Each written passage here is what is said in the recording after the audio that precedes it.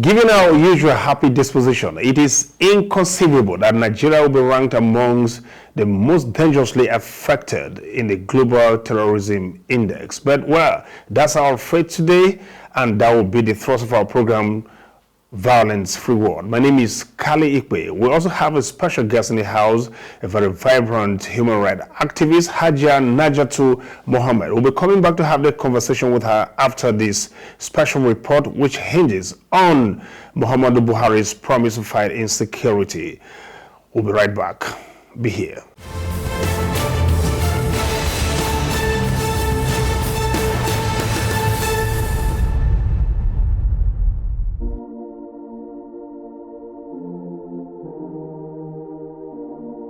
By 2015, insecurity had become critical not only to the directly affected areas, but all over Nigeria. Being an election year, it became a basis for where there had to be a change of government. This, it is believed, more than anything else, earned Muhammadu Buhari the position of the president and commander-in-chief. Many believed his antecedents will be brought to bear on the war against insurgency in the northeast and the issues of banditry generally in Nigeria. Between 2015 and 2020, the Nigerian government had expended about $2 billion in the prosecution of the war and other security challenges. $1 million was set aside. What do they use it for? If those who are at the war front are complaining that they are not sufficiently equipped. Generally, the report indicates a reasonable decline in terror attacks within 2 months of President Buhari's resume of office, around July to September 2015. However, we see Fulani terror attacks which, although had declined from May 2015 to November 2015, it soon went up again in December 2015. And Boko Haram attack, which had declined totally up to October 2015, began again to rise from December 2015 due to what we see as a reluctant control over the Fulani and the rising Fulani terror attacks. 6 years on, the performance of the Buhari-led government is judged varyingly. While some persons feel there has been some improvement given the status quo before his enthronement, others think the situation has worsened. Posterity hangs delicately in judgment on how the Buhari government eventually resolved the challenge of the missing Chibok girls, given that it is one of the promises upon which the APC government was elected. As at the first quarter of 2020, at least 112 of the girls are still in captivity. Finally, it must be noted that the dynamics in security matters require much more than military might and intelligence to tackle. The political will, handling of the unemployment scourge, and controlled rhetoric will matter greatly in checking the situation as we crave a violence-free Nigeria.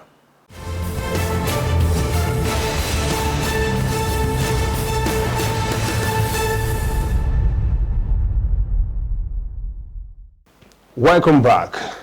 We promised our special guest in the house, a very vibrant citizen, human rights activist, Najatu Mohammed.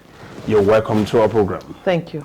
Okay, now Hajia, our nation, we used to be, not used to, we were regarded as people, one very happy set of people. I think I believe that's true, Nigerians.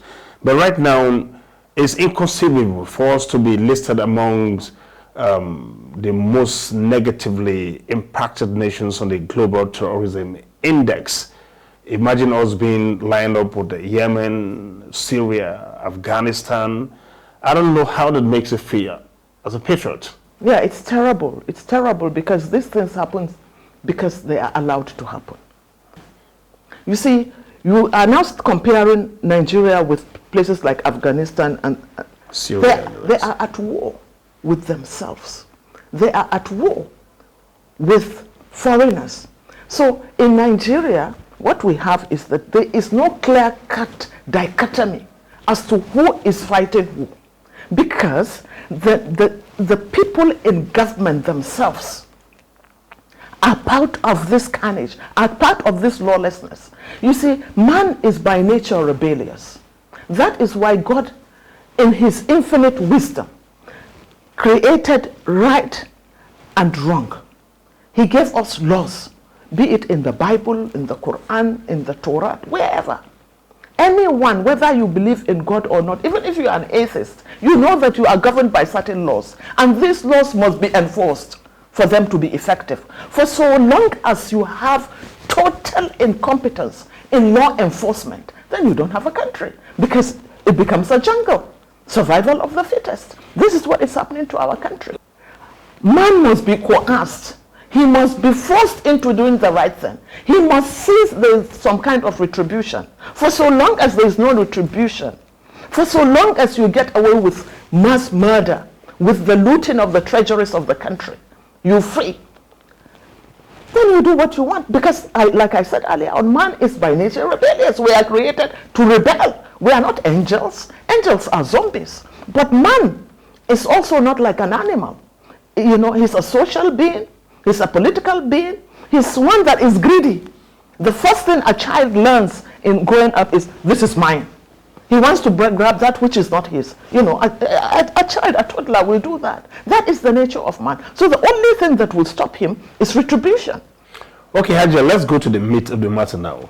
We are bogged today, most especially or most severely, by Boko Haram insurgency. We know we also have banditry, we have kidnapping and all that kind of stuff that have always been here with us. But right now, we are talked about everywhere now because of Boko Haram insurgency. It ran quite loud in the regime of President Goodluck Jonathan.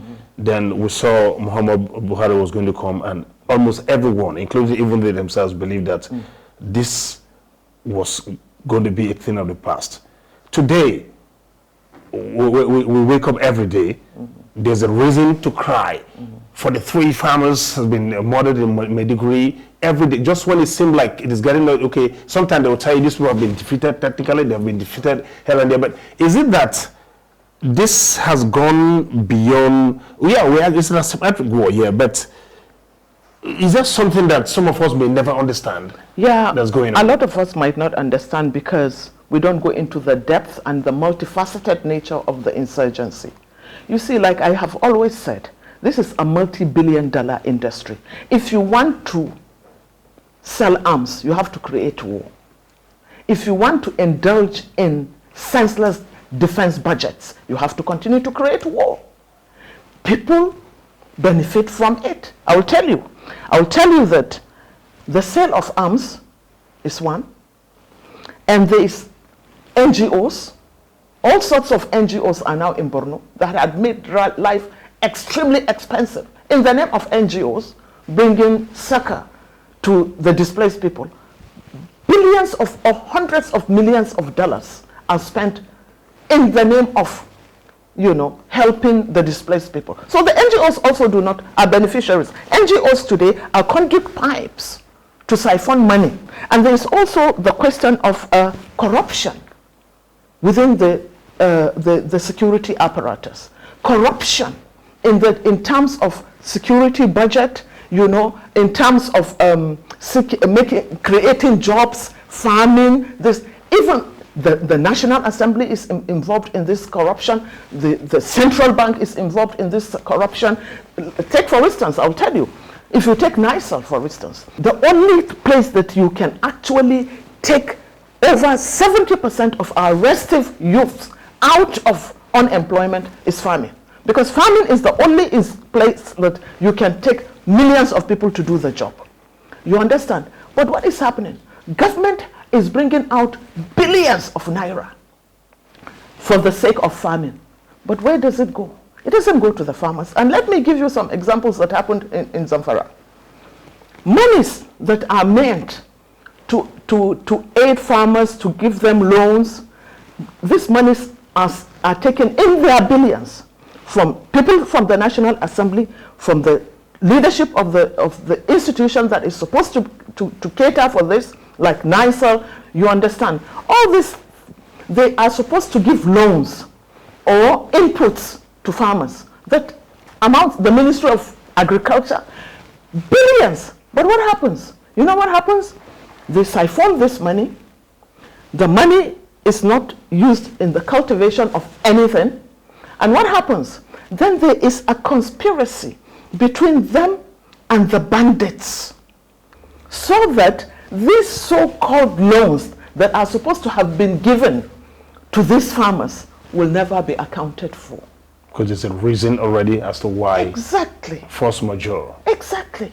So this is what is happening. You're just alluding to this corporate conspiracy thing that I had hinted at earlier, where I said, you know, some people have even attributed some comments to the Nigeria's former head of state, the late Sani Abacha, who said that if terrorism, insurgency persists for beyond the particular period, that it means that people in authority have a hand in it or that kind of stuff. But all of this is just adding up. It's just coming to one thing. You said NGOs. That's very, very unfortunate. Yeah. NGOs too. Yeah. Even the armed forces themselves sometimes will accuse the NGOs, I don't want to mention names, but all those kind of things have been brandishing and then going on. But we do not know if it has become this much of an industry.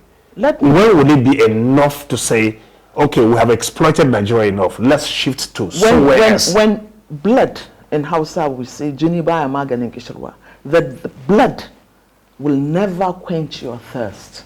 It's an insatiable appetite. The only thing that can change it is either to remove that institution from the hands of these vampires. You either remove those in charge, or you remove that which they are benefiting from their hands. Let me tell you, the biggest ranch in West Africa, in Borno, is owned by a military person. It's about the interests you represent. Yes. It's not about where you come from. Yes. I feel terrible when the average Nigerian sees crime and criminality within a narrow prison of tribe or religion. Who are the main suppliers of arms? Who are the main suppliers of illicit drugs? They are not northerners. Why are these things not being reported? Why is it that, for instance, if one person is killed in a church, the whole mainstream media will blow it out of proportion? But if 50 people are killed in a mosque in Zamfara, and another 50 kidnapped, their wives raped, it's no news. Because for two reasons. One, it's in vogue now world over that Muslims are really the culprits. Xenophobia.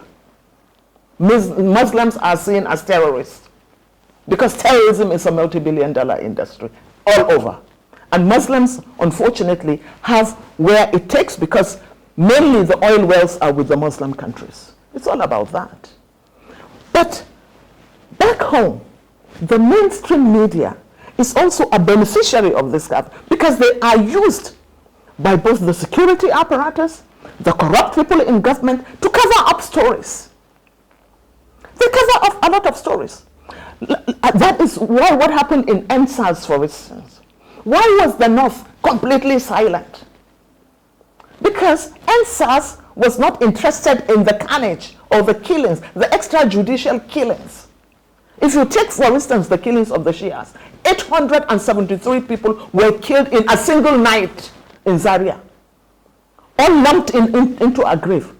It was not the business of the mainstream media, because they are Muslims, they are northerners. When people demonstrated in Katsina for lack of security because their wives were raped in front of them, and then they put acid in their private parts in front of the husband. The husbands came out to demonstrate, they were all locked up. It's no news to the mainstream media. The mainstream media are paid by the security apparatus, they are paid by corrupt government officials to keep quiet. They only talk on that which interests them and that which is their interest. that which is in their interest will attract the international media, and that is anything against Muslims. But you see, this total lack of empathy, this conspiracy is consuming this country. What they fail to understand is that what goes around comes around. Anything that goes around your house will come into your house. This is Violence Free World. We'll come back after this time out.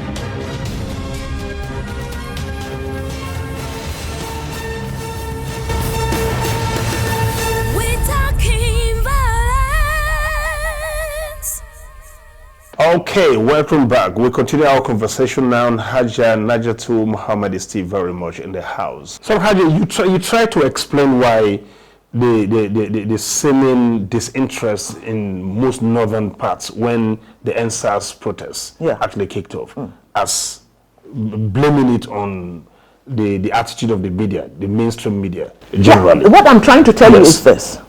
The NSAS, let's be very explicit about the NSAS demonstration. In the first place, it was a peaceful demonstration.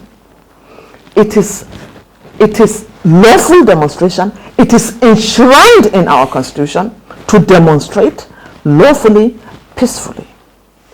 But it was hijacked by thugs. The first crime was to go and hit innocent demonstrators and then burn down a car stand belonging to a Southerner and Igbo, setting the North against the South. Now we have heard so much about those the car stand, the destruction against Southerners, but no one has reported the number of our people that were killed in eastern Nigeria. Hausa people killed, their properties burnt down. The mainstream media does not discuss this. That is criminal. It's criminal because the mainstream media is doing what it is doing. It's setting the country against each other, but they are making money out of it. They are beneficiaries. It's a business. It is a business. So what I'm saying is this. For so long as there is no sincerity in purpose in doing anything, then this country will continue to plummet. It will sink. We will not have a country. Believe you me. We will not have a country. Everyone must be checked. There must be checks and balances. But who will do the checking and the balancing? Usually, the media is supposed to do that. But it is not in the front line in doing it. So when they even talk of restructure, I say, yes, I want it to be restructured. We in the North really want things to be restructured. There should be holistic restructuring. And I'm not a believer in this is a northerner, it's a lie. It's a decoy to divide and to rule. That is unacceptable to people like me. So it's our responsibility to make it known to the populace, to the younger generation, that look, this one is a scorpion. He's a Hausa scorpion, and this one is an Ijo scorpion from the NDDC. And this one is a Yoruba snake. Because he has exploited you, he has siphoned your cities, he has degraded you, he has become an emperor. You don't accept him because he's Yoruba. No. Nigerians, it's our responsibility, it's the responsibility of people like you and I, the media especially. The media is part of our biggest problem in this country. The clerics, hate speeches by clerics to their congregation, both in the Muslim and the Christian side. Most of them are liars. They are benefiting from the flesh and the blood of their congregation, the miseries of their congregation. So we have to begin to see things from their proper perspective. Unless and until we do this, believe you me, it will consume each and every one of us. However, we also have to look for the root cause. We have to look for address the root causes of this insecurity, particularly in the north, where I understand better.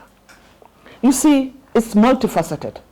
If you have over 50% of the population of a demographic that is made up of youth between the ages of 15 to 35, and they are ill-educated, not educated, unemployed, or underemployed, then you are sitting on a time bomb. And then why are they in that situation? Bad governance, from local government to state governments. These are kids that are thrown in the streets, first as almajiris. Almajiri, to me, is nothing more than irresponsible parenting. These are kids from the age of 3 years that are sent, so to say, to learn the Quran with a total stranger that abuses them in whichever way he wants, that grow up on the streets hungry, desperate, and angry. You get them, there is nothing like any kind of skill acquisition or any kind of formal education. And they grow up totally heartless, unloved, and they don't have love because they have never been given any kind of emotional attachment. So we have this, that is the almajiris. These are the ones that are manipulated,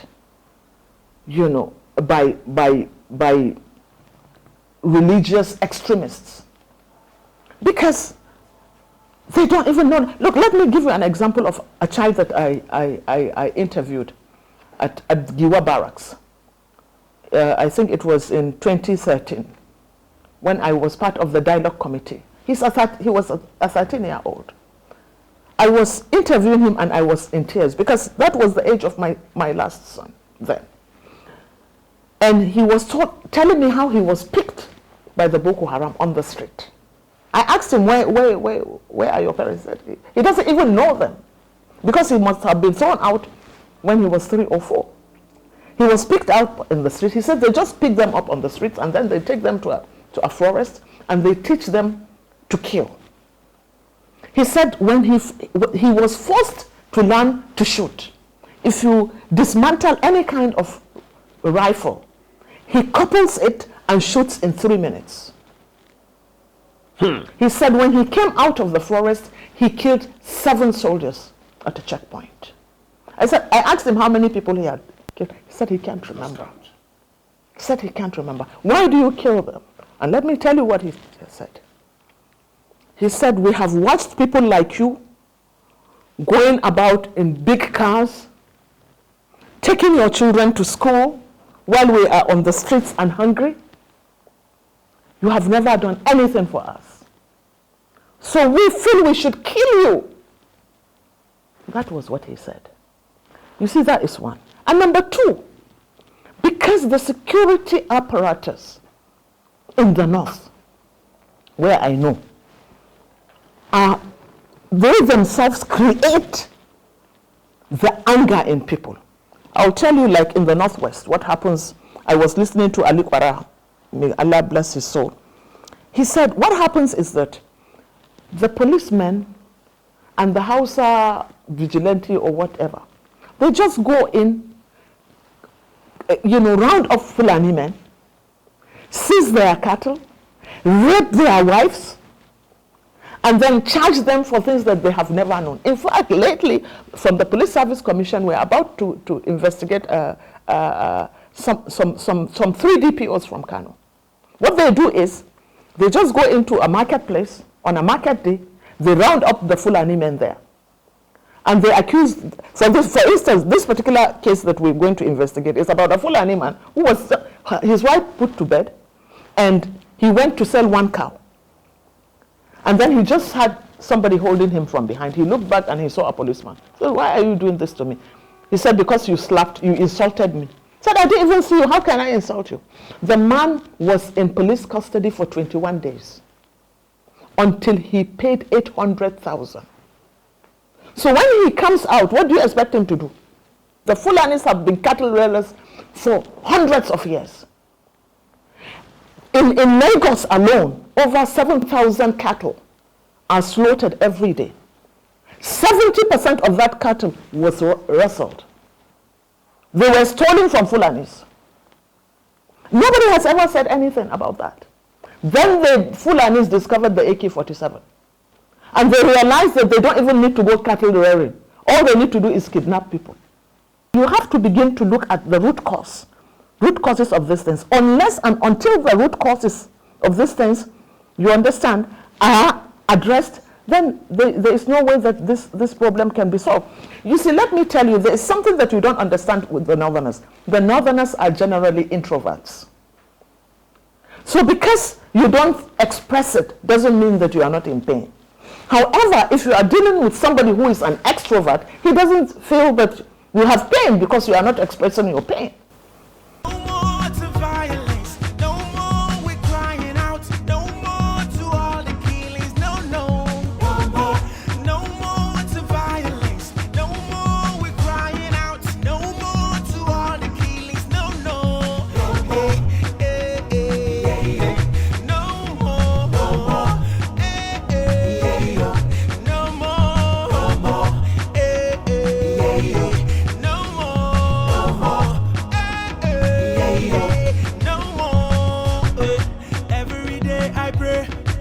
Make you no delay for that, cause the way the thing they go.